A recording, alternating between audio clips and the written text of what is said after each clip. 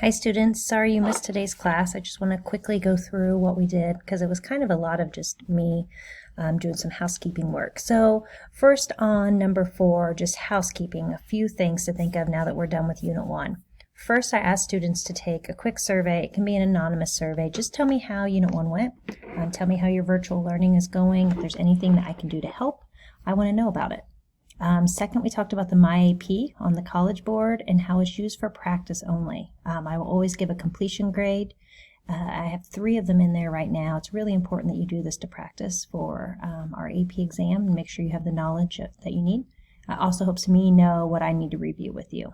So the 3 that I have given for this Unit 1 will be posted until Friday at 3 p.m. for credit. Code.org will always be graded. In this unit, I went in to look at everyone's lessons. You had 10 lessons, so I gave you 2 points for each lesson, and depending on how much you did, you got credit for that.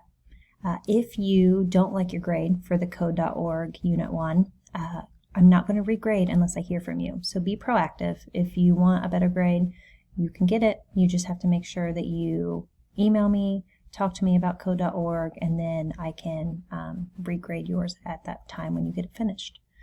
Canvas assignments are used to give you feedback, and so I will tell you, and I will put it specifically in the daily agenda. It'll say Canvas if you need to submit something through Canvas. And the one that I'm still missing from some of you is that code.org lesson 8, bubble 8, where it's an image. You did it in code.org, but I want you to submit it as an image inside of Canvas, so please take care of that. And finally, everything in Unit 1 will be closed by next Friday for credit. So if you have missing assignments, check out Skyward, check out Canvas. I use Canvas for all your assignments, graded and ungraded. So just make sure you're checking what's missing and get all that taken care of before next Friday. You have no homework this weekend, besides in the next 24 hours you need to complete a test. And so in class today, they had some time to get started on that. If you want to review for the test, there is some review materials under the number 2.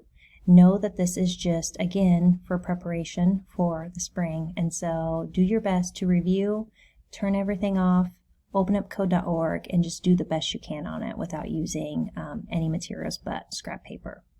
We talked about the Fortnite article. There's a video in there if you want to see what we talked about. You can at least get an idea of that by watching that 8-minute video. And that's what we did today. I hope you all have a great Labor Day weekend. I'll see you back here next week.